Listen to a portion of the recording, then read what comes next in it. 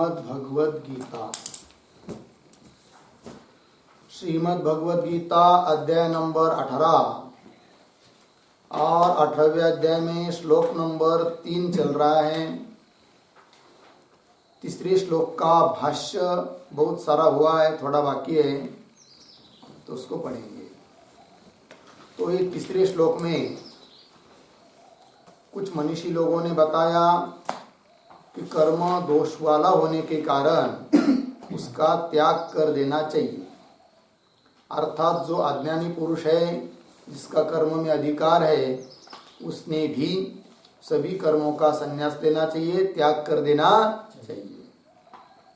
और कुछ अपरे करके कुछ लोग बोलते हैं कि नहीं नहीं,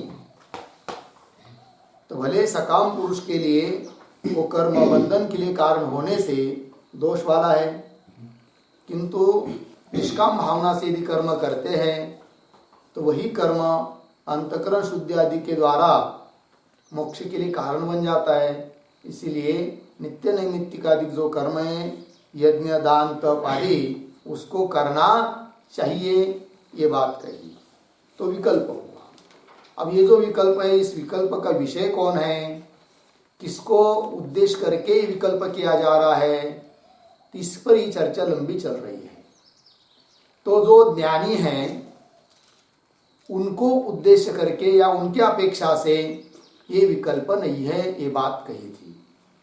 फिर ये विकल्प किसके बारे में है कि जिसका कर्म में अधिकार है उसके बारे में ये विकल्प है। अर्थात जो अज्ञानी है तो उसने सभी कर्मों का त्याग करना उचित है स्वरूपतः, अथवा नित्य नैमित्तिकादि कर्मों का अनुष्ठान करता हुआ फल का त्याग करना चाहिए, ये बात चल रही है।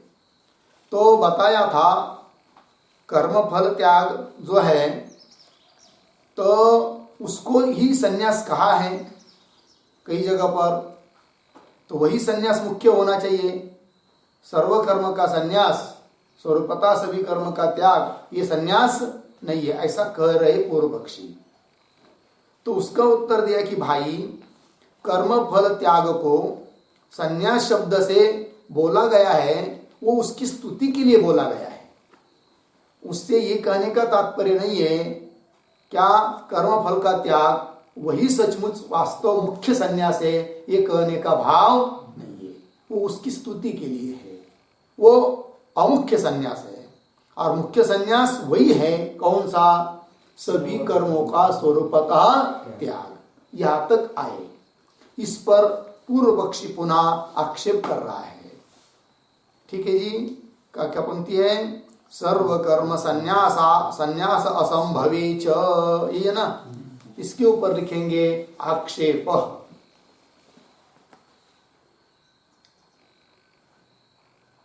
आक्षेप शंका ग्रंथ है, आक्षेप ग्रंथ है। तो क्या कहते देखिए, सर्व कर्म संन्यास असंभवे च न ही देहभृता इति हेतुवचनात् मुख्य एव इति चेत। ठीक है जी, उनका कहना यह है कि भाई, आप कौन कर रहे हैं, पूर्व पक्षी सिद्धांतियों को, तुम मुख्य संन्यास किसको बोल रहे हैं, सभी कर्मों का त्याग, ये संन्यास है। लेकिन पूर्व पक्षी क्या चाहता है कि वो मुख्य संन्यास नहीं है। मुख्य संन्यास कौन होना चाहिए, कर्म फल का त्याग। ठीक है, ये दोनों की चर्चा चल रही है। अब इस पर पूर्व पक्षी बोल रहा है कि तुम जिसको मुख्य संन्यास कहते हो वो संन्यास बन ही नहीं सकता। कौन सा, सर्व कर्म का संन्यास। बोलेंगे क्यों, तो इसी अध्याय में आगे 11वें श्लोक में भगवान कह रहे कि नहीं देहभृता शक्यम त्यक्तुम कर्माण्य शेषतः, है ना, क्या आया है, न ही देहभृता शक्यम त्यक्तुम कर्माण्य शेषतः। 11वें श्लोक में आएगा, वही उल्लेख किया यहाँ पर कि जो देहधारी है उसके द्वारा सभी कर्म का अशेषतः त्याग हो ही नहीं सकता। समझ में आया ना, तो हेतु वचन इसको बोलेंगे। तो पूर्व पक्षी बोल रहा है सिद्धांतियों को यदि पडदा ओढून घ्या होतो, यदि काचे पुरता,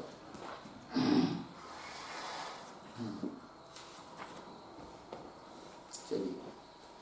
तो पूर्व पक्षी बोल रहा है सिद्धांतियों को, यदि सभी कर्मों का स्वरूपतः त्याग यदि हो सकता हो, तब तो आप जिसको मुख्य संन्यास कह रहे हैं वो बन जाएगा, सभी कर्मों का त्याग ये हो जाएगा मुख्य संन्यास।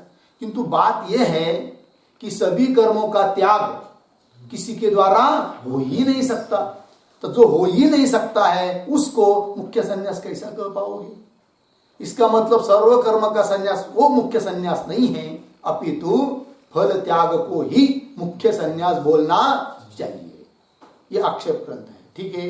देखिए, सर्व कर्म संन्यास असंभवे च, ठीक है जी, सभी कर्मों का संन्यास हो नहीं सकता, असंभव है उसका।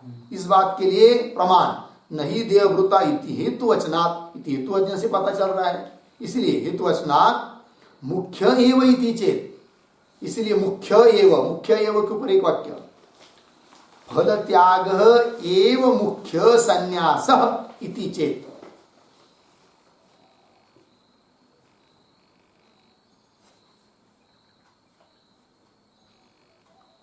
फल त्याग एव मुख्य संन्यासः इति चेत।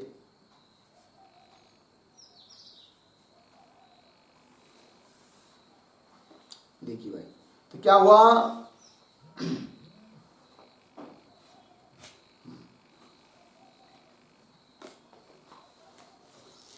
तात्पर्य क्या हुआ? नहीं देहभृता इत्यादि हेतु वचन से ये सिद्ध होता है कि सर्व कर्म संन्यास का असंभव है, और सर्व कर्म का संन्यास हो नहीं सकता है, तो वो कैसा मुख्य संन्यास बनेगा फिर? तो मुख्य संन्यास फिर किसको कहना चाहिए? सर्व कर्मों के फल के त्याग को। तो वही मुख्य एव, कौन मुख्य एव? फल त्याग एव मुख्य संन्यास इति चेत। लग गया पंक्ति? इस पूर्व पक्षी का भाव बताने के लिए टिप्पणी लिखते छोटी सी, न ही देहभृता इति श्लोके, न ही देहभृता 18.11 इति श्लोके देहधारिणा सर्वाणि कर्माणि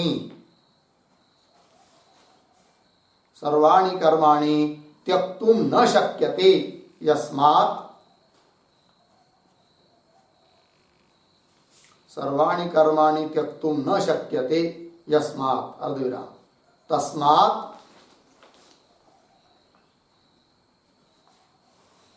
फल त्यागी एव सन्यासी, फल त्यागी एव सन्यासी इति उक्तत्वात्,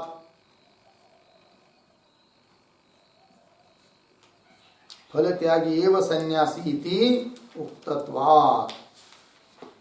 आगे अर्धविराम, मुख्य संन्यास सत्वेन, मुख्य संन्यास सत्वेन त्वत् अभिमतस्य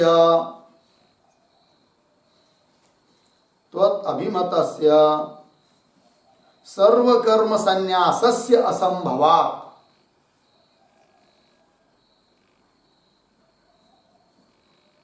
सर्वकर्म संन्यासस्य असंभवात् अर्धविराम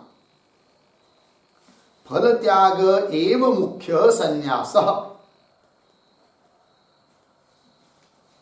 फल त्याग एव मुख्य संन्यासः अस्तु इति पूर्वपक्षाशयः,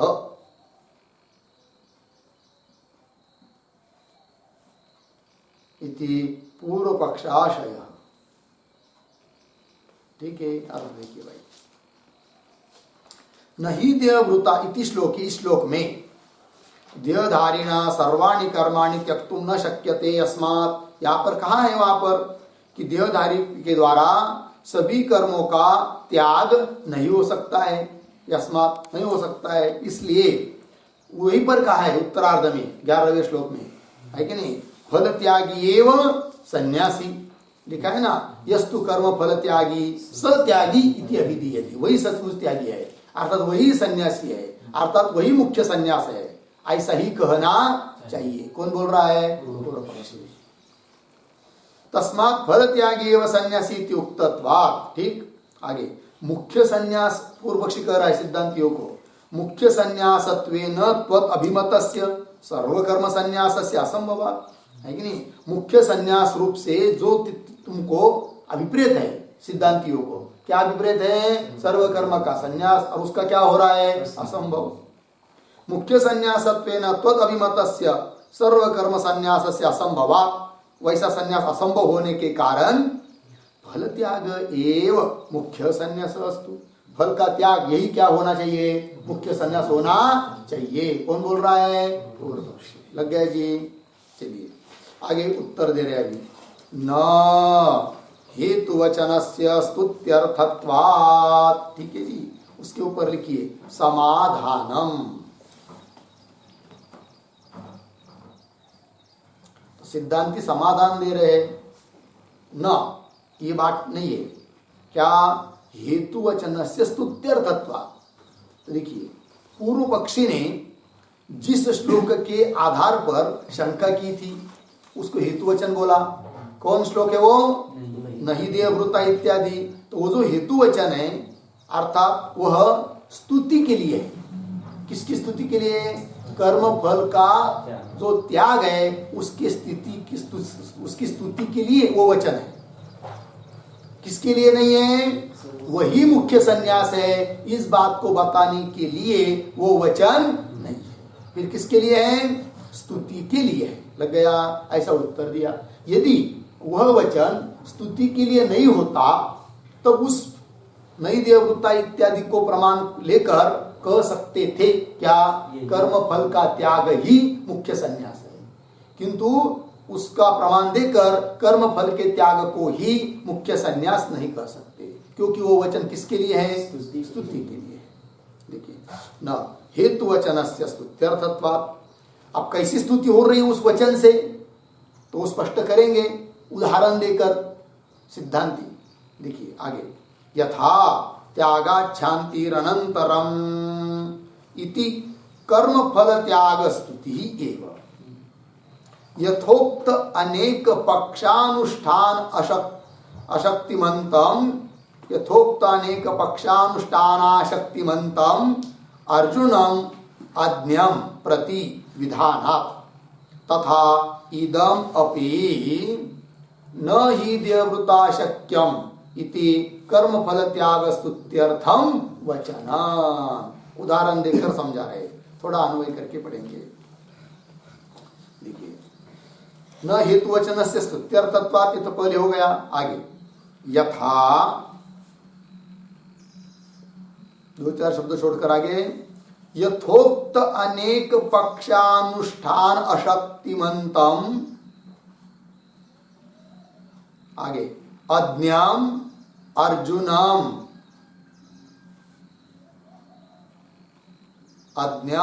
अर्जुनम प्रति विधानात्, बीच वाला त्यागाच्छान्तिरनन्तरम् इति कर्म फल त्याग स्तुति ही एव, कर्म फल त्याग स्तुति ही एव। आगे तथा इदम अपि, आगे सरल है, नहीं देहवृता शक्यम इति कर्म फल त्याग स्तुत्यर्थम वचनम। ठीक है जी। देखिए भाई अर्थ पहले उदाहरण देकर समझा रहे हैं कि यथा, जिस प्रकार से, पीछे भी एक ऐसा प्रसंग हो चुका है 12वें अध्याय में, ठीक है ना जी। तो 12वें अध्याय में क्या कहा था? उस अज्ञानी अर्जुन के लिए बहुत सारे पारमार्थिक उपाय बताए, किंतु बताते बताते भगवान ने सोचा कि ये उपाय है लेकिन ये भी नहीं कर सकते अर्जुन, चलो ये नहीं कर सकते तो ये करो, ध्यान करो, अभ्यास करो, ऐसा कहा है ना वहां पर। तो बहुत सारे अनेक पक्ष बताए, लेकिन उन सभी पक्षों को अनुष्ठान करने के लिए अर्जुन असमर्थ है। ऐसा जब भगवान ने देखा तब वहीं पर श्लोक नंबर 11 में, 12वें अध्याय के 11 नंबर के श्लोक में, सुनिए, 12वें अध्याय के 11 नंबर के श्लोक में कहा है कि क्या कर तू, सर्व कर्म का फल उसका त्याग कर दे। उपाय बता दिया है, ये कर ये कर ये कर। किंतु जब भगवान ने देखा कि सब कोई इसमें से कोई अनुष्ठान नहीं कर सकता है, तब अंतिम में 11वें श्लोक में क्या कहा, सभी कर्मों का जो फल है उसका ही त्याग कर दो। फिर उसके बाद 12वें श्लोक में, 12वें अध्याय के 12वें श्लोक में कहा क्या कि ये त्याग को तुम सामान्य मत समझ अर्जुन, ये सभी कर्मों का जो फल है उसका त्याग कर दोगे ना तो त्यागात शांति अनंतरम, तुरंत वो त्याग कर दिया, फल का त्याग कर दिया, तुमको शांति मिल जाएगी। शांति मिल जाएगी मतलब मोक्ष मिल जाएगा, ये कहा है। अब देखिए वहां पर कर्मों का जो फल है उसका त्याग करने मात्र से शांति मिलती है कि मोक्ष मिलता है क्या? नहीं, ऐसा तो है नहीं है, क्योंकि कर्मों का फल का त्याग करेंगे, कर्म का अनुष्ठान करेंगे, फल नहीं चाहेंगे, अंतकरण शुद्ध होगा, तब जाकर आगे श्रवण मनन निध्यासन आदि करते करते करते अनुष्ठान क्या तब होगा, ज्ञान होगा, है कि नहीं? ज्ञान होने के बाद मोक्ष मिलेगा। तो मोक्ष रूप शांति कब मिल रही है? ज्ञान के बाद। लेकिन भगवान ने क्या कहा, बस तू त्याग तो कर दे, त्यागात शांति अनंतरम, बिल्कुल त्याग के बाद तेरे को मोक्ष मिल जाएगा। तो मिलता तो नहीं है, तो क्या हुई वहां पर, वो स्तुति हुई, किसकी? कर्म फल के त्याग की क्या हुई? स्तुति हुई। तो जैसी वहां पर स्तुति है ना, उस प्रकार यहाँ पर भी स्तुति ही है। कहां पर? नहीं देहवृता शक्य, है कि नहीं? ये कह दिया। देखिए यथा, मिला पंक्ति अन्वय के यथा, उसके बाद यथोक्त अनेक पक्ष, 12वें अध्याय में आया है वो सब, 11वें श्लोक के 12वें अध्याय में 11वें श्लोक के पहले पहले बहुत सारे उपाय बताया है अर्जुन के लिए। तो यथोक्त अनेक पक्ष अनुष्ठान अशक्तिमंतम, है कि नहीं? अनुष्ठान करने के लिए जो शक्ति वाला समर्थ नहीं, अशक्तिमंतम कम अर्जुनम, कैसा वो? अज्ञम, अशक्तिमंतम अज्ञम अर्जुनम प्रति, अज्ञानी अर्जुन के लिए विधानात्, विधान किया है। किसका विधान किया है? वहां पर एक शब्द सर्व कर्म फल त्यागम, विधानात् के ऊपर अर्जुन के लिए विधान किया है। किसका? सर्व कर्म फल त्यागम, 12.11।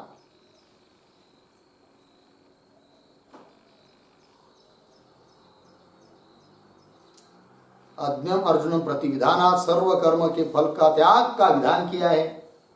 विधानात्, उसके बाद उसकी स्तुति कर दिया है। कहा त्यागात् शांतिरनंतरम इति कर्म फल त्याग स्तुति। वो क्या हुई? कर्म फल त्याग की स्तुति हुई। लग गया?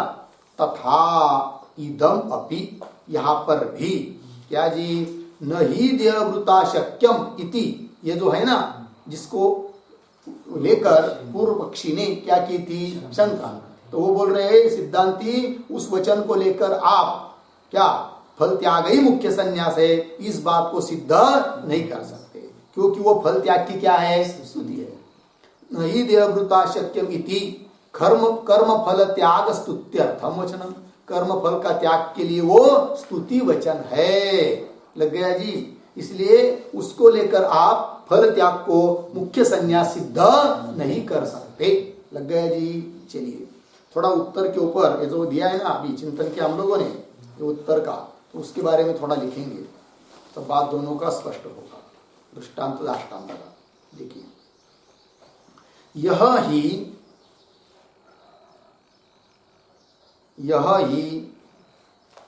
देहात्माभिमानी अज्ञ,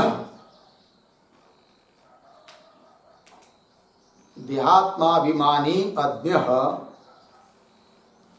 उद्धरण चिन्ह में करता हम, उद्धरण चिन्ह बंद, करता हम इति निश्चित प्रत्यय, इति निश्चित प्रत्यय तस्य एव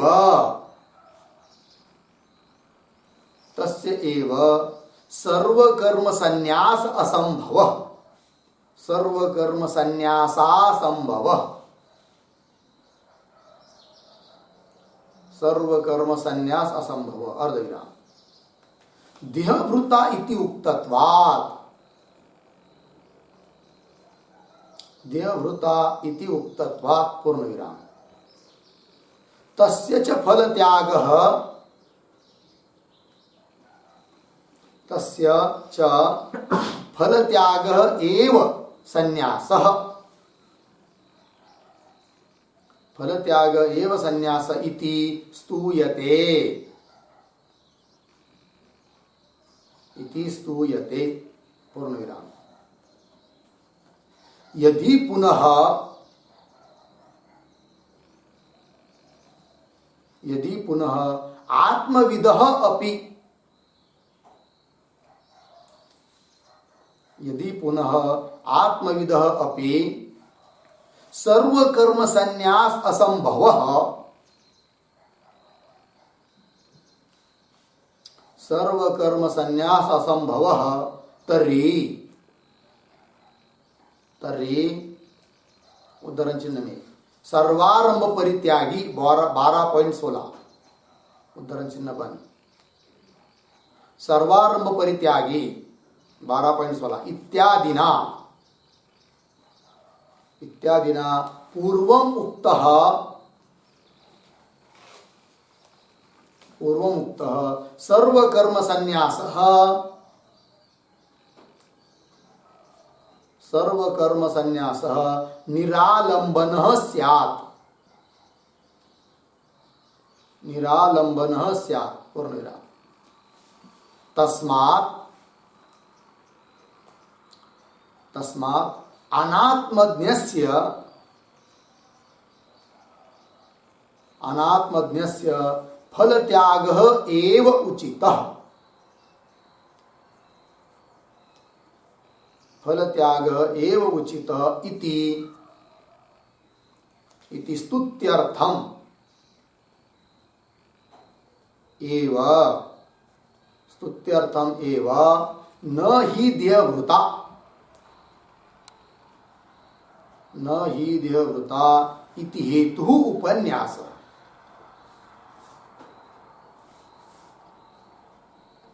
इति हेतुः उपन्यासः अर्धविराम। न तु आत्मज्ञस्य, न तु आत्मज्ञस्य कर्म संन्यासात्,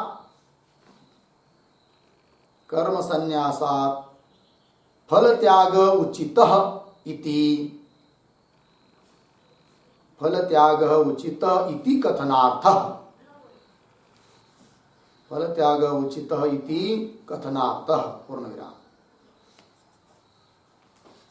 अकर्तरि अविक्रिये, अकर्तरि अविक्रिये आत्मनि, आत्मनि विदुषाम कर्मादर्शनात्, कर्म अदर्शनात् कथम आत्मज्ञस्य, कथम आत्मज्ञस्य कर्माधिकारः, कर्माधिकारः अर्धविराम। येन विहितं कर्म कृत्वा, येन विहितं कर्म कृत्वा फलं परित्यजेत आत्मज्ञः, फलं परित्यजेत आत्मज्ञः पूर्णविराम। आगे पैराग्राफ छोड़कर न हि देहभृता इति अस्य, न हि देहभृता इति अस्य स्तुत्यर्थत्वे, स्तुत्यर्थत्वे दृष्टान्तम आह,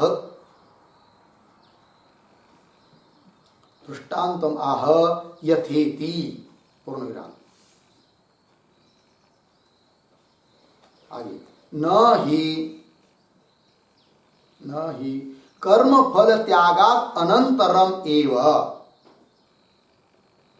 कर्म फल त्यागात अनंतरम एव शांति बराबर संसारोपरमः स्यात्, संसारोपरमः स्यात् अर्धविराम। ज्ञान पूर्वकत्वात् शान्तेः, ज्ञान पूर्वकत्वात् शान्तेः पूर्ण विराम। ज्ञानात् एव हि, ज्ञानात् एव हि संसार निवृत्ति, संसार निवृत्ति पूर्ण विराम। तस्मात् त्यागात् शान्तिरनन्तरम्,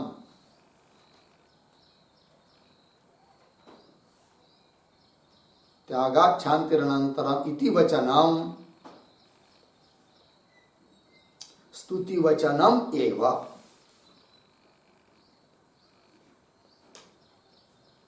स्तुति वचनम एव इति तद्भाष्ये एव स्फुटम्,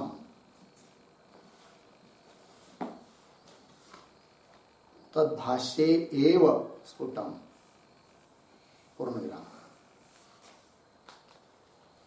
पैराग्राफ छोड़कर ननो स्तुत्यर्थम कुतः, स्तुत्यर्थम कुतः फल त्यागस्य वचनम,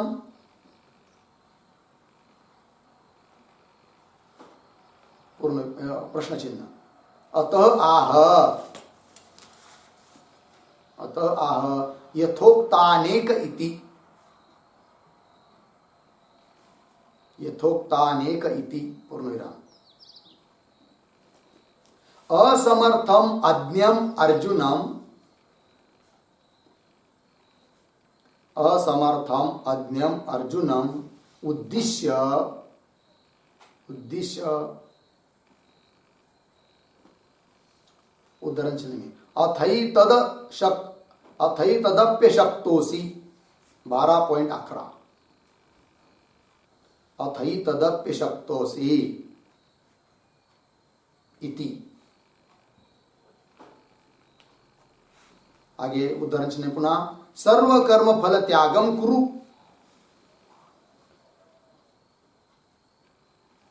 सर्व कर्म फल त्यागम कुरु 12.11 इति विधानम, इति विधानम। तथा तथा विदधतः तव, विदधतः तव त्यागात् अनन्तरम एव, त्यागात् अनन्तरम एव शांति भवति, शांति भवति इति प्रतिपादनम, इति प्रतिपादनम स्तुत्यर्थम एव,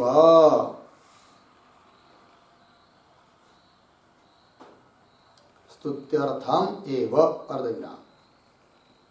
न तु तत्वार्थम इति भाव,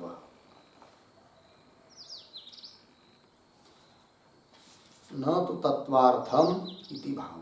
ठीक, देखिए भाई अर्थ समझ लेते हैं। यह ही देहात्माभिमानी अज्ञ है कि नहीं, कर्तामिति निश्चित प्रत्यय तस्यैव सर्व कर्म संन्यास असंभव।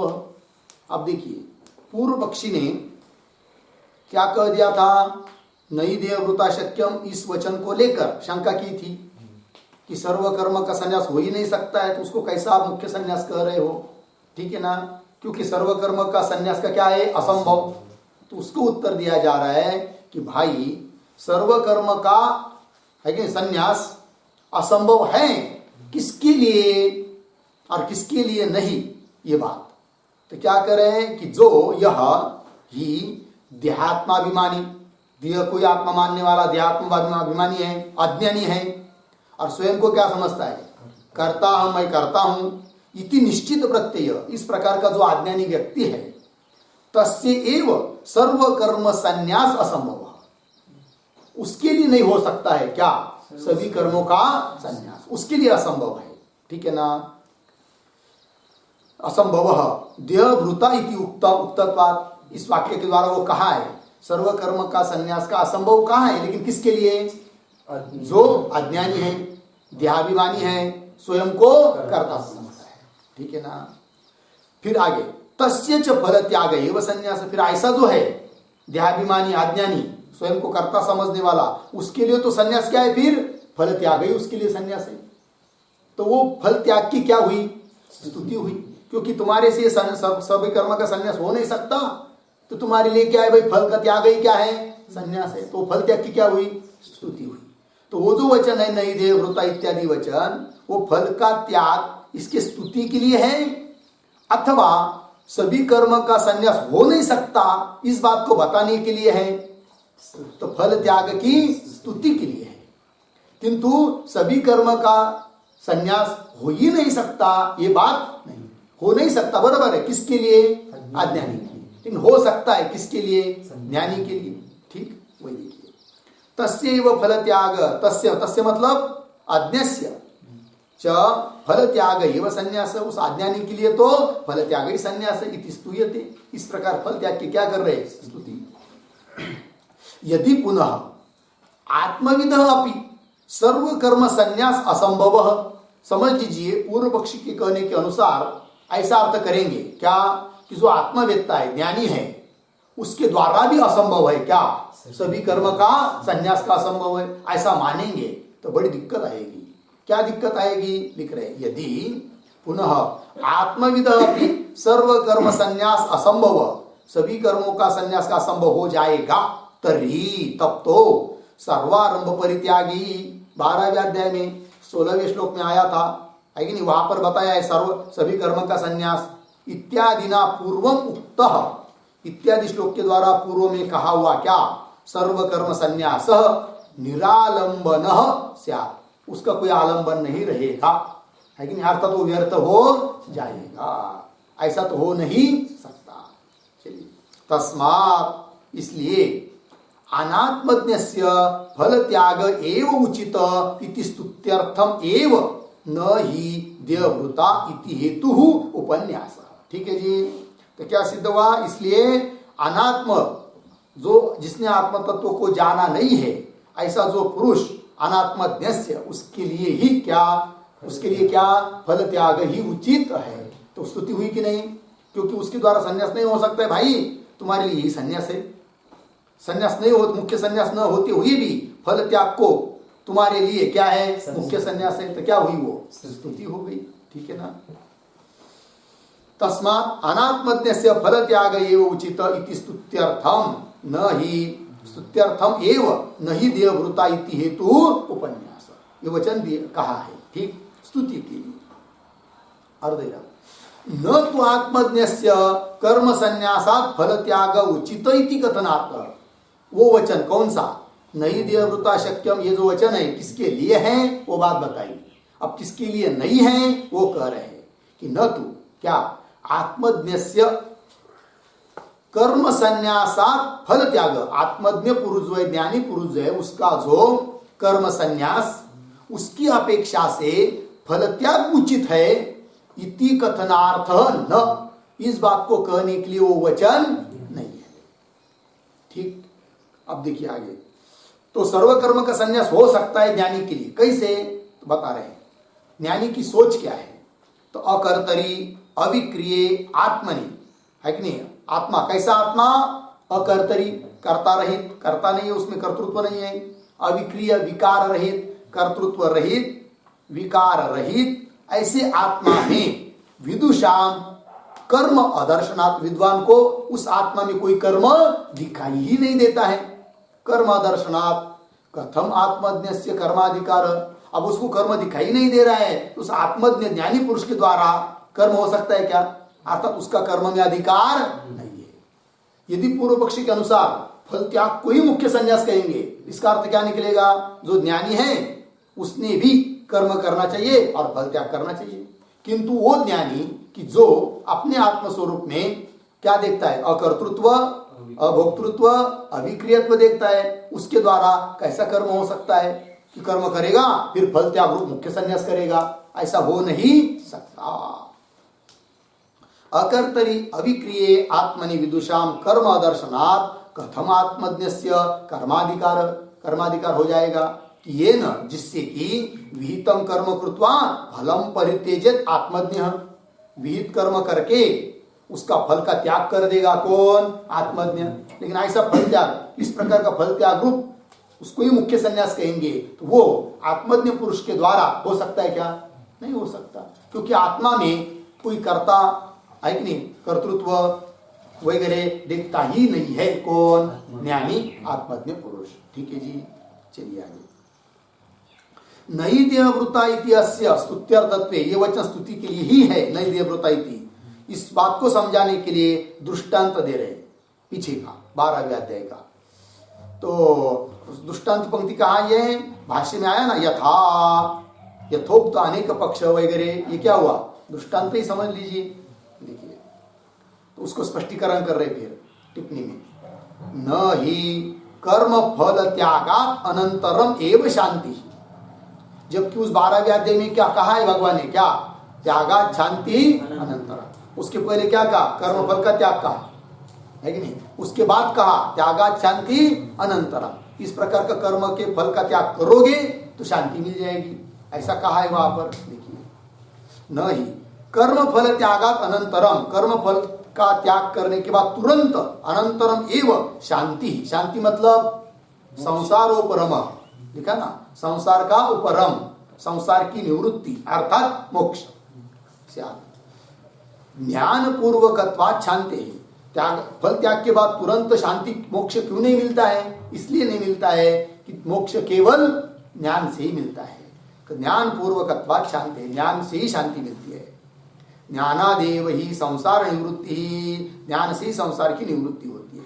तस्मात् त्यागात् शांति अनंतरम, ये जो वचन है, इति वचनम स्तुति वचनम एव, ये कौन सा वचन हुआ? फिर स्तुति वचन है। क्यों? त्याग से तो तुरंत शांति मिलती नहीं है, तो भी कहा जा रही है, इसका मतलब ये क्या हुआ? स्तुति वचन हुआ। ठीक है ना, त्यागात् शांति अनंतरम। ठीक है जी, इति वचनम स्तुति वचनम एव इति तद्भाष्य एव स्फुटम, वहां पर भी 12वें अध्याय में भाष्य में वो बात स्पष्ट कर चुके, ये स्तुति वचन है करके। आगे चलिए, ननु स्तुत्यर्थम कुतः फल त्यागस्य वचनम, स्तुति के लिए फल त्याग वचन है, ये कहां पर है, कैसे है? कुतः, उत्तर दे रहे अतः, तो स्पष्टीकरण कर रहे वहां के प्रसंग का 12वें अध्याय का। तो यथोक्त अनेक इत्यादि पंक्ति के द्वारा भाष्य में आया है ना, उसके द्वारा उसका स्पष्टीकरण कर रहे टिप्पणी में। देखिए, असमर्थम अज्ञम अर्जुनम उद्दिश्य, बहुत सारे विकल्प बताए भगवान ने अर्जुन के लिए, किंतु सभी करने में क्या भाई वो असमर्थ है।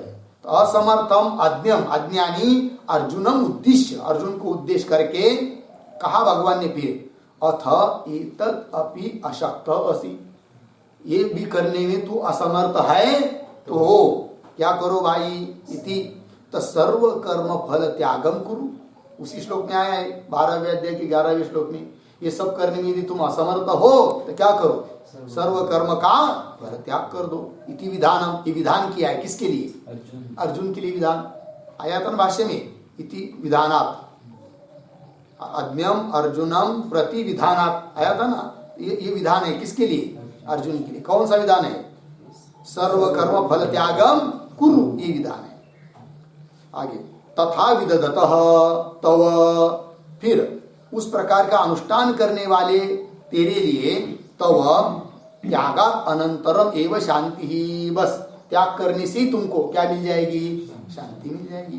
त्यागात अनंतरम एव शांति भवति इति प्रतिपादनम, ऐसा जो भगवान का प्रतिपादन है वहां पर 12वें अध्याय में, प्रतिपादनम स्तुत्यर्थम एव, स्तुति के लिए ही वो प्रतिपादन, न तो तत्वार्थमिति भाव, मतलब वास्तविक यही तत्व है कि त्याग के बाद तुरंत मोक्ष मिलेगा, फल त्याग करने के बाद तुरंत मोक्ष मिलेगा, ये वास्तविकता है। इस बात को बताने के लिए वो वचन कैसा है?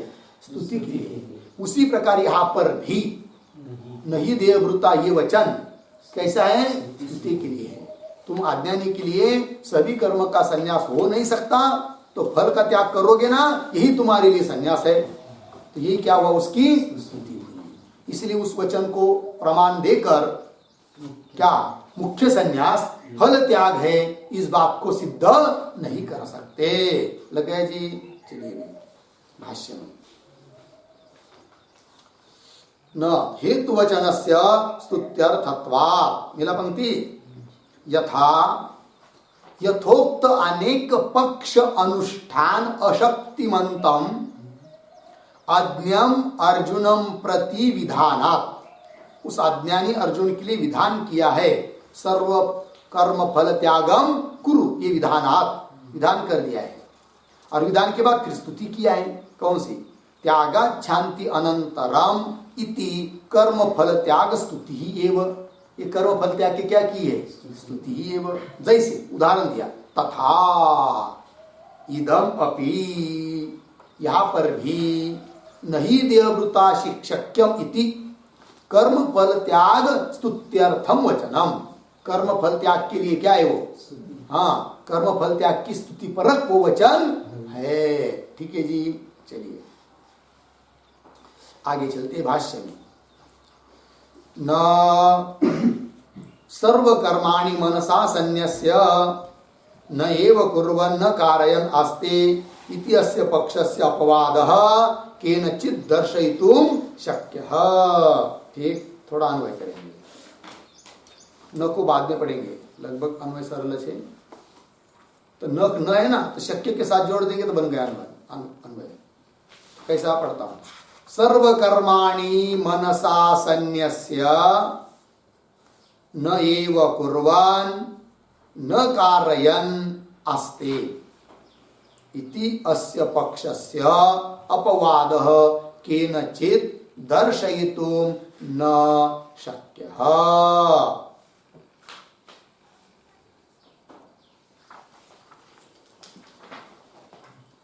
देखिए, कदाचित पूर्व पक्षी बोलेगा, ध्यान दीजिए, भूमिका बता रहा हूं अवतारणी का इस पंक्ति की, इस अभी जो पढ़ा ना हम लोगों ने, कदाचित पूर्व पक्षी बोलेगा कि भाई आपने नहीं देववृता ये वचन को क्या कर दिया, स्तुति परक लगा दिया। ठीक, और उसके लिए दृष्टांत दिया, त्यागाच्छान्ति अनंतरम। किंतु हम तो ये कहते हैं त्यागाच्छान्ति अनंतरम ये वचन भी स्तुति के लिए नहीं है, अभी तो वास्तविकता है, क्योंकि साक्षात भगवान ने कहा है। ठीक, तो जैसे वो वचन स्तुति के लिए नहीं है, उस प्रकार नहीं देववृता शक्यम ये वचन भी स्तुति के लिए नहीं है। अर्थात मुख्य संन्यास कौन सा, फल त्याग ही होना चाहिए। किसका आशय, पूर्व पक्षी का आशय। सर्व कर्म संन्यास ये मुख्य संन्यास नहीं है, तो मुख्य संन्यास क्या, फल त्याग। देखिए, सिद्धांतियों ने फल त्याग को मुख्य संन्यास मना कर दिया, जबकि पूर्व पक्ष ने प्रमाण रूप से दिया था उदाहरण नहीं देववृता शक्यम। किंतु सिद्धांतियों ने उस वचन को स्तुति परक लगा दिया है कि नहीं, उसके लिए दृष्टांत भी दे दिया, त्यागाच्छान्ति अनंतरम, वो भी स्तुति परक है। अब जब स्तुति परक दोनों वचन हो गए, तो मुख्य संन्यास कर्म फल त्याग हो नहीं सकता, सर्व कर्म संन्यास ही है। लग गया। अब जब पूर्व पक्षी ये सोचेगा कि दोनों जगह स्तुति है नहीं है, वास्तविकता है, तब तो ये अर्थ निकलेगा, पूर्व पक्षी का आशय सिद्ध हो जाएगा क्या, कि फल त्याग ही है क्या, मुख्य संन्यास। ठीक है, तो अब सिद्धांति बोल रहे कदाचित तुम ऐसा सोचोगे तो वो स्तुति नहीं है, इसका मतलब फल त्याग ही मुख्य संन्यास है। तो भी हम और एक आपको उदाहरण, मतलब ये बता रहे एक बात को कि जिसका खंडन कोई नहीं कर सकता है। कौन सा वो वचन है, तो बोल रहे 5वें अध्याय में आया है। क्या आया है 5वें अध्याय में, तो वही लिखी दी, सर्व कर्माणि मनसा सन्न्यस्य न एव कुर्वन् न कारयन् आस्ते, 5वां अध्याय श्लोक नंबर 12। ठीक है जी, सभी कर्मों को मन से त्याग करके ऐसा रहता हुआ स्थित है कौन, ज्ञानी, वह ज्ञानी न एव कुर्वन्, कुछ न करता हुआ न कराता हुआ अपने महिमा में स्थित है। इति अस्य पक्षस्य अपवादः, केनचित दर्शयितुम न शक्य। इसका अपवाद, इसका खंडन तो कोई भी नहीं कर सकता है। अर्थात इस वचन को भी लेकर मुख्य संन्यास वही सिद्ध हो रहा है। कौन सा? सर्व कर्म संन्यास। लगा पंक्ति देखिए। तो ये जो हम लोग पैरिका पढ़े ना भी, न सर्व कर्माणि मनसा संन्यास इत्यादि, तो उसके ऊपर चाहे तो अवतरणिका के रूप में वो पंक्ति लिख लीजिए।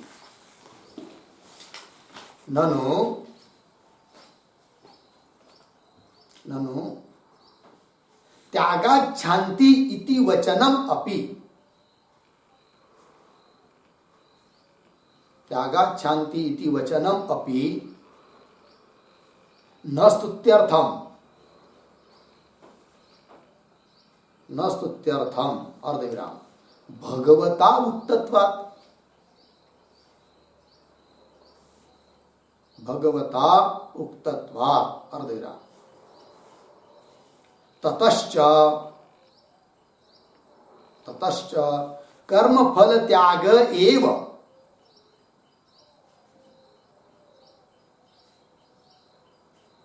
ततश्च कर्म फल त्याग एव सर्वाधिकः,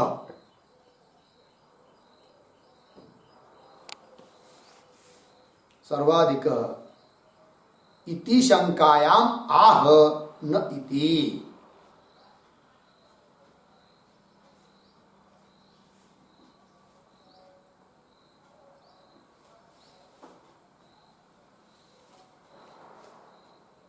ठीक है जी, चलिए भाई। एव सर्वाधिकः इति शंकायाम आह न इति। तात्पर्य समझ में आया? तो उत्तर दे रहे अभी। ठीक।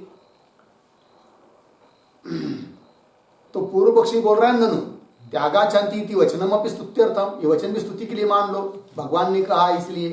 तो उत्तर दे रहे अभी हाँ मान लो, तब तो क्या हो जाएगा? कर्म फल त्याग ही सर्वाधिक हो जाएगा। ऐसी यदि कोई शंका करेगा, कौन? पूर्व पक्षी। तो उत्तर दे रहे नहीं करके सर्व कर्माणि मनसा संन्यस्य, सभी कर्मों को मन से त्याग करके, पुनः न एव कुर्वन् न कारयन्, कुछ न करता हुआ न करवाता हुआ, आस्ते स्थित रहता है। इति अस्य पक्षस्य, इति अस्य पक्षस्य, अस्य पक्षस्य सर्व कर्म संन्यासस्य, अस्य पक्षस्य मतलब सर्व कर्म संन्यासस्य। ठीक। आगे अपवाद, अपवाद मतलब बाधः,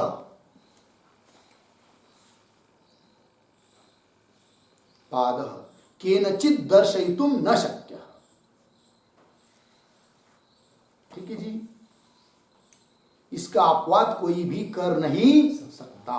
ठीक है, चलिए एक टिप्पणी लिखते हैं इस पर।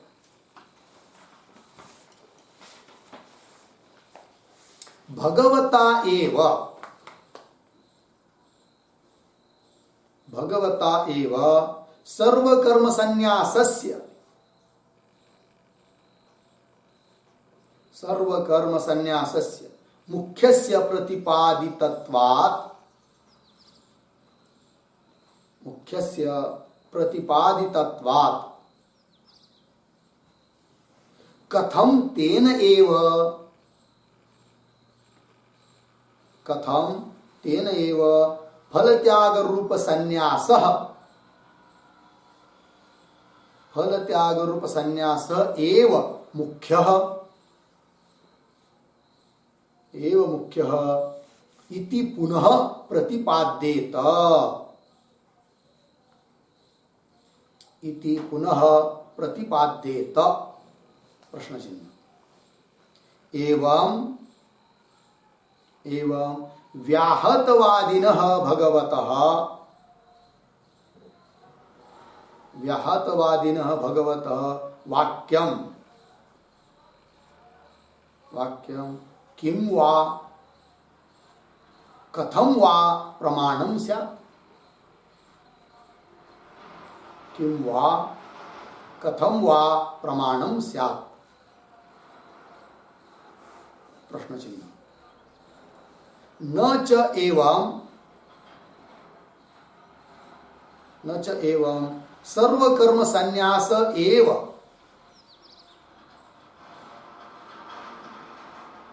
सर्वकर्म संन्यास एव तत्र तत्र स्तुतः तत्र तत्र स्तुतः इति उच्यताम्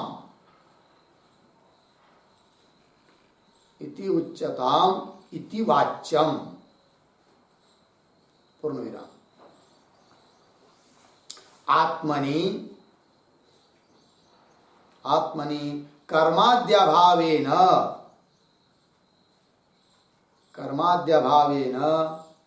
आत्मविदाम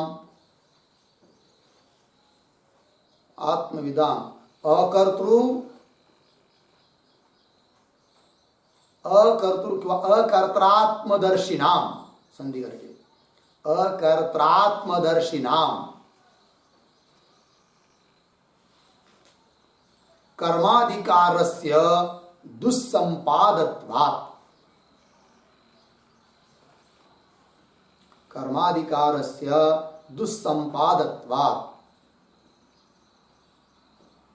आत्मज्ञानात्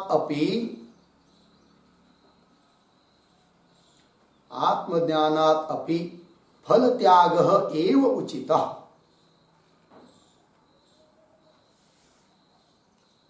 आत्मज्ञानात् अपि फल त्याग एव उचितः इति प्राप्यत्वाच्च।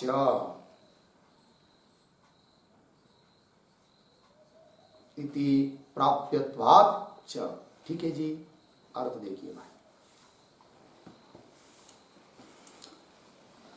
भगवता एव सर्वकर्म संन्यासस्य मुख्यस्य प्रतिपादितत्वात्, भगवान ने ही सर्वकर्म का संन्यास ही मुख्य है ऐसा प्रतिपादन किया है।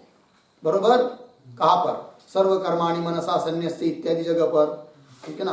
पुनः 12वें अध्याय में भी आया है।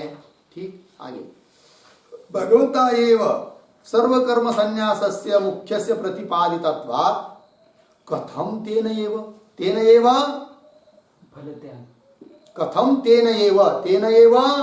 भगवता एव फल त्याग रूप संन्यास एव मुख्य इति पुनः प्रतिपाद्येत।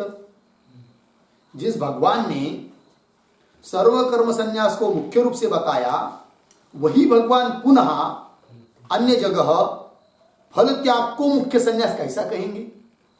अर्थात नहीं कहेंगे। और यदि कहेंगे तो क्या होगा? पूर्वोत्तर विरोध हो जाएगा, वदतो व्याघात हो जाएगा।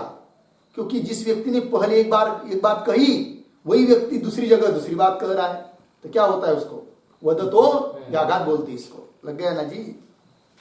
तो कथम तेन एव फल त्याग रूप संन्यास एव मुख्य इति ही पुनः प्रतिपाद्य। तो कैसे भगवान ऐसा प्रतिपादन करेंगे कि एक जगह मुख्य संन्यास कहेंगे कर्म संन्यास को और दूसरी जगह कहेंगे फल त्याग को? ये हो नहीं सकता।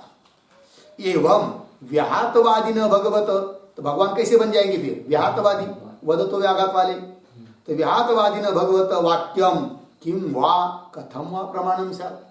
कैसे और कौन प्रमाण मानेगा उसको? कोई प्रमाण मानेगा नहीं। व्यवहार में भी जो व्यक्ति जिसके बोलने में क्या होता है? वदतो व्याघात होता है, उसके बोलने को कोई प्रमाण नहीं मानता है। मानता है? नहीं मानता है ना। व्यवहार में भी किम वा कथम वा प्रमाणम स्यात्। ठीक, आगे अब इस पर पूर्व पक्षी कह रहा है, देखिए। न च से लेकर वाच्यम तक। न च एवं सर्वकर्म संन्यास एव तत्र तत्र स्तुतः इति उच्यताम् इति वाच्यम न च वाच्यम। ठीक है, देखिए अभी तक सिद्धांतियों ने क्या कहा कि मुख्य संन्यास कौन? सर्वकर्म संन्यास। और फल त्याग, ये क्या है? फल त्याग को कई परिधि संन्यास कहा है, तो वो क्या है? स्तुति है। ठीक, इस पर पूर्व पक्षी बोलता है उसका उल्टा करो। क्या? मुख्य संन्यास फल त्याग, ठीक है ना। और कहीं पर यदि सर्वकर्म संन्यास की बात आती है तो उसकी स्तुति है। तो स्तुति पर कौन है? स्तुति किसकी? मतलब सर्वकर्म संन्यास की। अर्थात पूर्व पक्षी ये कहना चाहता है कि सर्वकर्म संन्यास ये मुख्य संन्यास नहीं है। मुख्य संन्यास तो फल त्याग है। तो भी कहीं कहीं पर यदि ये बात कही हो कि सर्वकर्म संन्यास ही मुख्य संन्यास है, तो उसकी स्तुति है। ऐसा मान लो, फिर मुख्य संन्यास कौन हो जाएगा? फल त्याग है कि नहीं? कौन कह रहा है? पूर्व पक्षी। पंक्ति देखिए, न च न का अन्वय वाच्यम के साथ। च एवं सर्वकर्म संन्यास एवं, सर्वकर्म संन्यास की ही तत्र तत्र वहां वहां पर क्या है, स्तुति है। अर्थात मुख्य संन्यास कौन हो जाएगा फिर, फल त्याग। ऐसा कौन बोल रहा है, पूर्व पक्षी। तत्र तत्र स्तुति ही स्तुतः इति उच्यताम इति वाच्यम न च वाच्यम। खंडन कर रहे अभी सिद्धांती, अरे भाई पूर्व पक्षी, यदि ऐसा कहोगे मतलब मुख्य संन्यास कौन, ये निर्णय चल रहा है। पूर्व पक्ष बोल रहा है किसको कहना है मुख्य संन्यास, फल त्याग। आप समझ लीजिए थोड़ी देर के लिए, पूर्व पक्षी के कहने के अनुसार फल त्याग को ही मुख्य संन्यास कहेंगे तो क्या गड़बड़ होगी। तो इसका मतलब मुख्य संन्यास तो सबको करना पड़ेगा, इसका मतलब आत्मज्ञानी को भी करना पड़ेगा क्योंकि मुख्य संन्यास है ना वो। तो फिर इसका मतलब क्या हुआ, जो आत्मज्ञानी है, जो कि अपने आत्मा में अकर्तृत्व अभोक्तृत्व देख रहा है, उसको भी फल त्याग रूप संन्यास करना पड़ेगा।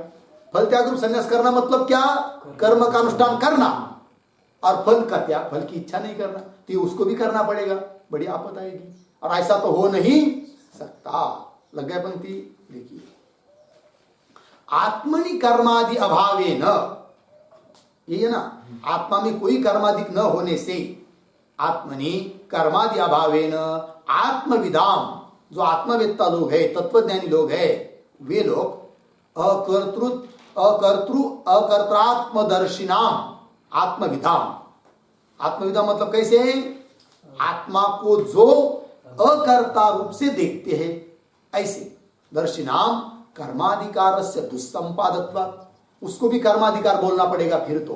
कब, यदि फल त्याग को मुख्य संन्यास कहेंगे तो कर्म का अधिकार उसका भी मानना पड़ेगा। किसका, तत्वज्ञानी का, जो कि आत्मा को अकर्ता रूप से देख रहे हैं। समझ में आई ना, क्योंकि मुख्य संन्यास तो सबको करना पड़ेगा ना, तो उसको भी करना पड़ेगा। अर्थात कर्म का अधिकार ज्ञानी भी बन जाएगा, किंतु ज्ञानी को, ज्ञानी कर्म का अधिकारी है, ये कहना अत्यंत दुस्संपाद्य है, कह ही नहीं सकते। कर्म का अधिकार कौन होता है जी, कर्म का अधिकारी जो देहात्माभिमानी है, जो स्वयं को कर्ता समझता है, भोक्ता समझता है और मरने के बाद मुझे स्वर्गाधिक मिलेगा, है कि नहीं, ऐसा जो चाहता है वो कर्म का अधिकारी होता है। जबकि तत्वज्ञानी इस बातों में किसी में बैठता नहीं है, वो स्वयं को, आत्मा को कर्ता भोक्ता नहीं समझता है, देहाभिमान उसको नहीं है, न मरने के बाद उसको कोई स्वर्गाधिक चाहिए। ऐसा है कौन, ज्ञानी। तो कर्म करने के लिए जिस प्रकार का अधिकार चाहिए, उस प्रकार का अधिकार का अधिकारीपना का स्थापन ज्ञानी में हो नहीं सकता, है कि नहीं। जबकि मानना पड़ रहा है कब, यदि फल त्याग को मुख्य संन्यास कहोगे तब। अकर्त्रात्मदर्शिनाम कर्माधिकारस्य दुस्संपादत्वात्, लग गया जी, संपादन करना कठिन है। आत्मज्ञानात् अपि फल त्याग एव उचित। और दूसरी बात क्या हो जाएगी, और एक बात हो जाएगी, कब फल त्याग को मुख्य संन्यास कहेंगे तब। तो मुख्य संन्यास कौन हुआ, फल त्याग। तो वो फिर जो मुख्य होता है वही श्रेष्ठ होता है। इसका मतलब आत्मज्ञान से भी वो श्रेष्ठ हो गया, कौन, फल त्याग। ये बात भी हो जाएगी, जबकि ऐसी बात है नहीं है। देखिए आत्मज्ञानात् अपि, आत्मज्ञान से भी फल त्याग एव उचित, फल त्याग ही श्रेष्ठ है, इति प्राप्यत्वाच्च, इसकी भी प्राप्ति हो जाएगी जो कि अनिष्ट है। लग गया जी, टिप्पणी लगी का अच्छी तरह से। इससे क्या सिद्ध हुआ, है कि नहीं। अभी तक क्या चर्चा चल रही है, मुख्य संन्यास कौन है कि नहीं। तो पूर्व पक्षी किसको कहता है, फल त्याग को कहता है। लेकिन उसका खंडन करके भाष्यकार ने भगवान के कहने के अनुसार मुख्य संन्यास किसको सिद्ध कर दिया, सर्वकर्म संन्यास को ही सिद्ध कर दिया। लग गया।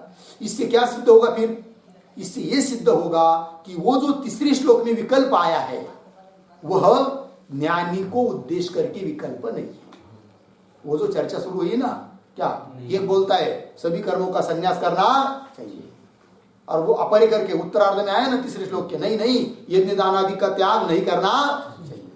लेकिन ये जो विकल्प है, सर करना चाहिए नहीं करना चाहिए, किसके बारे में विकल्प है, अज्ञानी के लिए, ज्ञानी के लिए नहीं। ये बात सिद्ध हो गई। फिर लग गया पंक्ति, देखिए अब भाष्य में देखिए अंतिम पैराग्राफ, तस्मात् कर्मणि अधिकृतान् प्रति एव येषः संन्यास त्याग विकल्प। देखिए वही सिद्ध हुआ ना, अभी वहां तक जहां से बात शुरू की थी वहां उसका उपसंहार कर रहे हैं, ठीक है ना। कहां से बात शुरू की थी कि बताया था ना, ये विकल्प अज्ञानी के लिए है। ज्ञान निष्ठान व्युत्थायिन संन्यासिन अपेक्षा न, वहां से शुरू किया था भाष्य में, उसका भी उपसंहार कर रहे हैं। तस्मात् कर्मणि अधिकृतान प्रति, मतलब कर्म में जिसका अधिकार है उसके लिए, उसके प्रति एवं एष विकल्प, कौन सा, संन्यास त्याग विकल्प, मतलब संन्यास करना चाहिए है कि नहीं, सभी कर्मों का संन्यास करना चाहिए, क्यों, केवल फल का त्याग करना चाहिए। इस प्रकार का विकल्प किसके लिए, कर्म में जिसका अधिकार है, ठीक है। तो इस वाक्य में शब्द आया है शुरू में तस्मात्, तो तस्मात् शब्द का क्या अर्थ है उसको लिख लीजिए। विदुषाम सर्व कर्म संन्यासस्य मुख्यत्वात्,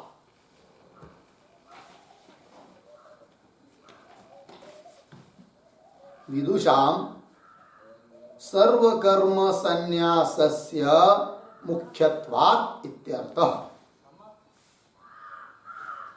पूर्ण विराम। विदुषाम मुख्यस्य सर्व कर्म संन्यासस्य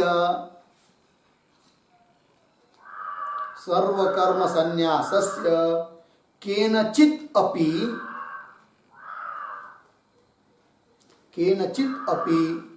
प्रत्याख्यातुम् अशक्यत्वात्, प्रत्याख्यातुम् अशक्यत्वात् इति वा।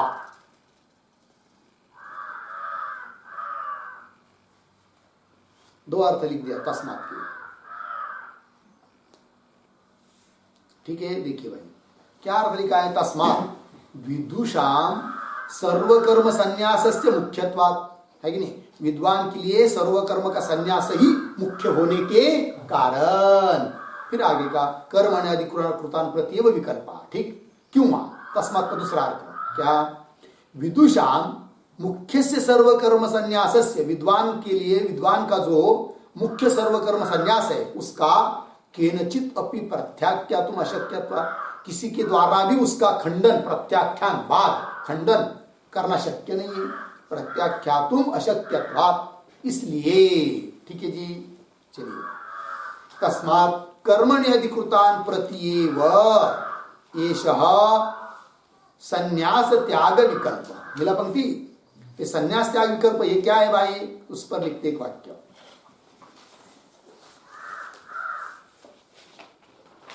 उद्धरण चिन्ह में त्याज्यम दोषवत्, उद्धरण चिन्ह बंद,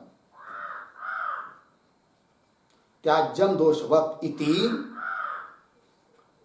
पूर्वार्धोक्तः संन्यासः, इति पूर्वार्धोक्तः संन्यास अर्धविराम, उद्धरण चिन्ह में यज्ञदान इति, यज्ञदानः उद्धरण चिन्ह बंद, इति उत्तरार्धोक्तः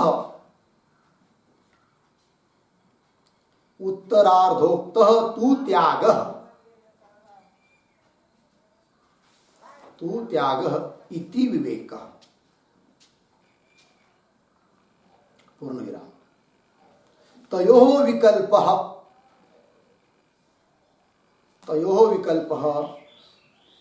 एके इति अर्धविराम, अपरे इति च शब्दाभ्याम दर्शितः, शब्दाभ्याम दर्शित इति बोध्यम,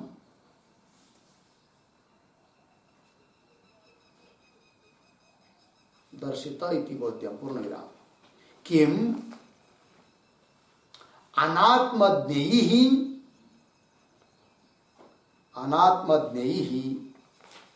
कर्मणि अधिकृतैः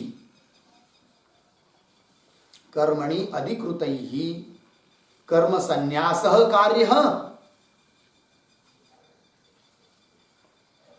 कर्म संन्यास कार्य अर्धविराम उत उत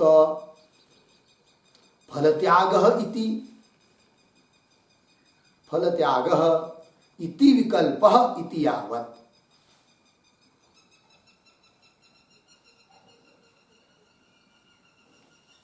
ठीक है ना, इति विकल्प इति यावत्।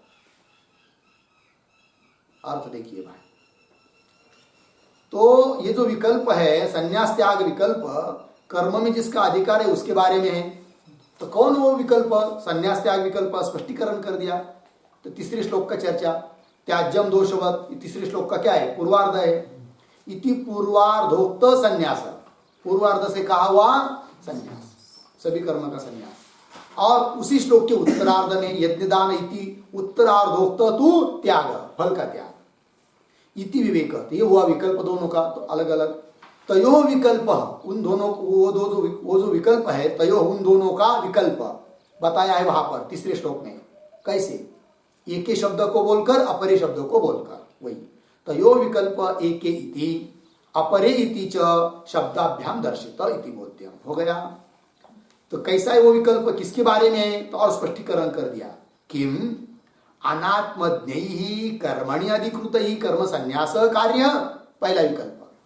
जो आत्म तत्व को नहीं जानते हैं, जिसका कर्म में अधिकार है, ऐसे पुरुषों ने सभी कर्मों का संन्यास करना चाहिए। उत फल त्याग, क्यों वह कर्म का अनुष्ठान करते हुए केवल फल का त्याग करना चाहिए। फल त्याग इति विकल्प इति यावत्, ये क्या है जी, संन्यास त्याग विकल्प हुआ। चलिए भाष्य में मिला पंक्ति आगे, ये तू मिला ना, ये तू। अब वो किसके लिए विकल्प है वो बात बता दिया इस वाक्य में, पहले वाक्य में। अब वो विकल्प किसके लिए नहीं है, इसको कर रहे भाष्यकार। ये तो परमार्थदर्शिनः सांख्याः तेषां ज्ञान निष्ठायाम एव सर्व कर्म संन्यास लक्षणायाम अधिकारः अर्धविराम न अन्यत्र इति न ते विकल्पार्हाः। ठीक, थोड़ा अन्वय करेंगे इस पंक्ति का। तू पीछे, ये परमार्थदर्शिनः सांख्याः, परमार्थदर्शिनः सांख्याः तेषां, दो शब्द छोड़कर, सर्व कर्म संन्यास लक्षणायाम, सर्व कर्म संन्यास लक्षणायाम पीछे ज्ञान निष्ठायाम एव, ज्ञान निष्ठायाम एव अधिकारः न अन्यत्र इति,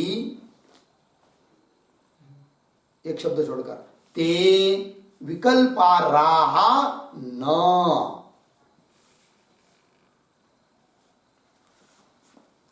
विकल्पार्हाः न, लग गया पंक्ति, देखिए भैया।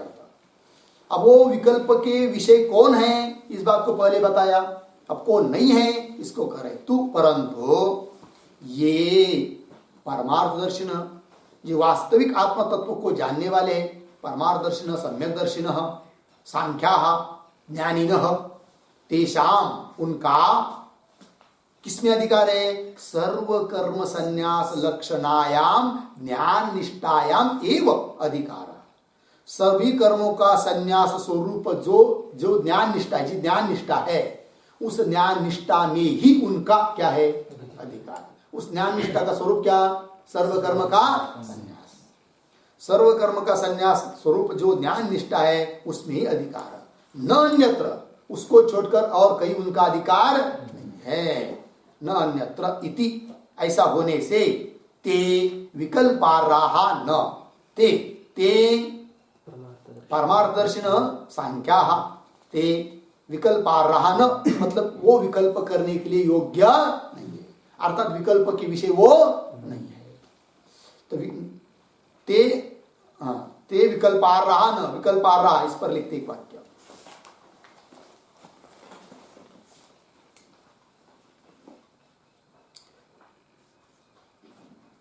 किम आत्मज्ञैः सांख्यैः, किम आत्मज्ञैः सांख्यैः कर्म संन्यास कार्य, कर्म संन्यास कार्य उत फल त्याग, उत फल त्याग इति विकल्पः, इति विकल्पः तेषां न संभवति इत्यर्थः, तेषां न संभवति इत्यर्थः। पूर्ण विराम। तेषां कर्माधिकाराभावात् इति भावः, तेषां कर्माधिकाराभावात् इति भावः। ठीक, अर्थ देखिए भाई, वो विकल्प के लिए योग्य नहीं है। किस प्रकार का विकल्प हो, विकल्प के लिए योग्य नहीं है? देखिए, किम आत्मज्ञेयी ही, आत्मज्ञ पुरुषों के द्वारा आत्मज्ञेयी सांख्यी ही कर्म संन्यास करना चाहिए का केवल फल का त्याग करना चाहिए। इति विकल्प तेषाम न संभवति, ऐसा विकल्प उन ज्ञानी के बारे में हो नहीं सकता। क्यों? तेषाम कर्माधिकार अभाव, उनका कर्म करने में अधिकार है नहीं, इसलिए।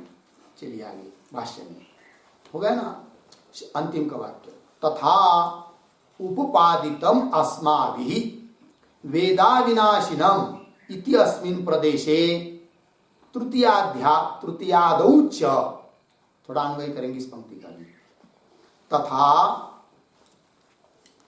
वेदा विनाशिनम इति अस्मिन् प्रदेशे, अंतिम का शब्द च, उसके पहले तृतीयादौ, पीछे अस्माभिः उपपादितम, अर्थ देखिए भाई, तथा है कि नहीं? तथा मतलब वो ज्ञानी विकल्प के लिए योग्य नहीं है, उनका कर्म में अधिकार नहीं है, सर्व कर्म का संन्यास करने में अधिकार है। इन सभी बातों का उपादन हमने किया है।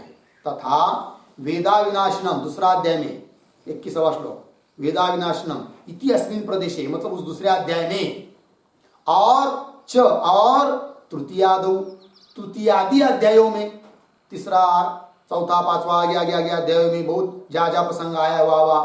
तृतीयादौ अस्माभिः उपपादितम, हम लोगों ने इसका उपादन प्रतिपादन किया है। तो उपादितम, ये पद आया है ना, किसका उपादन?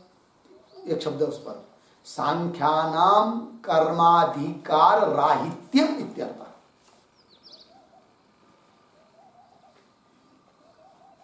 सांख्यानाम कर्माधिकार राहित्यम इत्यर्थ, उपादितम इत्यर्थ। ठीक, मतलब दूसरे अध्याय में, तृतीयादि अध्यायों में हमने उपादन किया है। भाष्यकार कह रहे किसका उपादन? उपादन प्रतिपादन, कथन प्रतिपादन किया किसका? सांख्या नाम, ज्ञानी नाम, सांख्य जो लोग हैं, ज्ञानी जो लोग हैं, उनका क्या कर्माधिकार नहीं है, कर्म में अधिकार नहीं है, कर्माधिकार राहित्य उन्य है, इस बात का प्रतिपादन दूसरे अध्याय में किया है और तृतीयादि अध्यायों में भी किया है। तो तृतीयादि अध्यायों में कहा किया है भाई? तो उदाहरण तो बताओ एक दो जगह, तो बता रहे, यस्त्वात्मतिरेवस्य दात्मतृप्तश्च मानवः आत्मन्येव च संतुष्टः तस्य कार्यं न विद्यते। 3.17 यस्त्वात्मरतिरेवस्य, बाद में श्लोक लिख लीजिए आप, 3.17। ठीक, वहां पर भी प्रतिपादन किया है और कहा किया है, और जगह बताते हैं, सर्वकर्माणि मनसा सन्न्यस्यास्ते सुखम वशी नवद्वारे पुरे देहि नैव कुर्वन्न कारयन्। 5.13, 5वां अध्याय 13वां श्लोक, सर्वकर्माणि मनसा। ठीक है जी, और कहा किया है भाई, सर्वारंभ परित्यागी गुणातीतः स उच्यते। 14.25, 14वें अध्याय में 25वां श्लोक, सर्वारंभ परित्यागी गुणातीतः स उच्यते, इत्यादि बहुत जगह पर कथन करते हुए आए हैं। क्या? सन्यासियों का, अर्थ सांख्यों का, ज्ञानियों का कर्म में अधिकार होता नहीं है, इस बात का उपादन किया है। हो गया। कुल मिलाकर क्या चिंतन हुआ? तीसरे अध्याय में जो विकल्प आया एक और अपरे करके, वो विकल्प किनके बारे में है? जिसका कर्म में अधिकार है उनके बारे में है। किनके बारे में नहीं है? जो सन्यासी है अर्थात ज्ञानी है कि नहीं, सांख्य ज्ञानी है, तत्वज्ञानी है, परमार्थदर्शी है, उनके बारे में वो विकल्प नहीं है। तो किस प्रकार का विकल्प उनके बारे में नहीं हो सकता है वो भी बात बता दिया है, और अज्ञानी के बारे में किस प्रकार का वो विकल्प है इस बात को भी कथन कर दिया है। ठीक, बस आगे का विचार कल करेंगे। ओम पूर्णमदः पूर्णमिदं पूर्णात् पूर्णमुदच्यते पूर्णस्य पूर्णमादाय पूर्णमेवावशिष्यते। ओम शांति शांति शांति।